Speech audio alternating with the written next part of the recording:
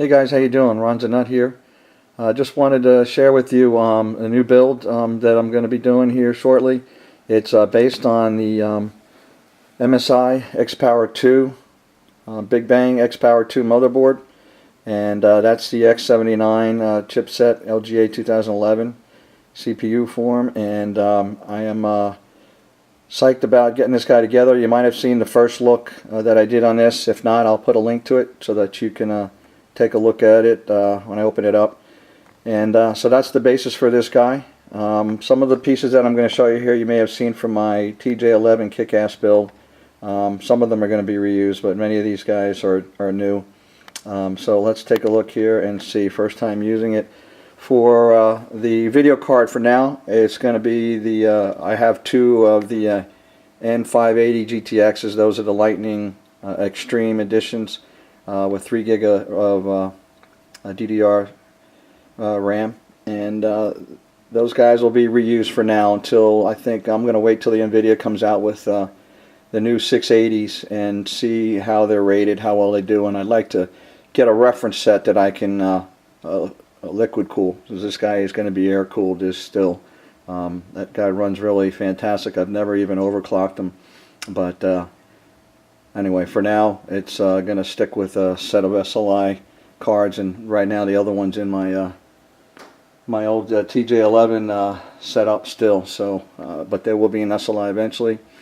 With regards to some of the cooling, for now it's going to be just the chipset block, and it's going to be based on the reservoirs, the Coolants RP452x2. I've used that same one before in my other builds. I have a D5 pump. That's the Coolants version of the PMP450 with the variable adjust on it. And I actually have two of them. I'm going to split that loop. That's a dual bay reservoir and has two reservoirs in it. And what I'll do is one for the CPU, and then the other one's going to be, I think, for the video cards. So once I get them cooled. So initially that, then the CPU block is the CPU 370 from Coolants, and then that little guy on top is the connector I have when you want to make the RP452 one big reservoir and not split them. So I have the connector, but in this case I don't think I'm going to use it. I'm just going to split that up into two different reservoirs to support it. I've been using PC Ice Clear, and then this build is going to be based on a black and blue theme, because this guy is a all black motherboard with some gold in it, and then most of my other product is blue. I like blue lighting that I have inside there. So I have some Mayhem's dye, clear blue. That's that's awesome. I do have some deep blue on order that I'm going to use. The clear blue was a UV. Then I also have a UV green, which I think I might put in the I might use in the graphics side. The reservoir, the radiator is a SR1 480. It's a black ice 480 reservoir. And then I have right now 4 of the Gentle Typhoon AP15s. So, and I also have 4 of the Treeborg, which I've used before, and there's 3 on that rad. That's but I think for this one, the 2 loops, one's going to have the RSR1 480, and then I also have an SR1 360, which I think I'll use for the CPU loop. So, but those fans in a pull configuration, I believe, is what's going to be the basis for that. And then we have here the Kazi Master Pro fan controller, but I did order a Coolants TMS 205, which is a fan controller and flow meter, and it's got software that allows you to check your flow rates, and it also allows you to connect some fans on it. So I'm going to figure out, probably you wind up using both, but I'll show you that when that gets in and how I'll use that. One of the key things here is quick disconnects. If you've seen my other build, you know that I use quick disconnects in my system, and I'm especially going to, it helps especially because I'm going to set it up on the bench and test it completely on the bench before I stick it in the case. So having the quick disconnects allows you to do that without any problems and not having to drain the system. Some of this stuff here is LEDs for the reservoir. You can put some UV LEDs or blue LEDs on either side of the reservoir to light it up. That's a Plex door DVD burner. Got that. Power supply is going to be the AX1200, and since I'm going with a blue theme, I'm waiting on some of the blue Corsair cable kit to come. Memory that's going into this guy is 32 gig of G.Skill DDR3 2133 RAM, and the timings are 9, 11, 10, 28. So I'm going to set up a RAM disk and do some caching and stuff on that.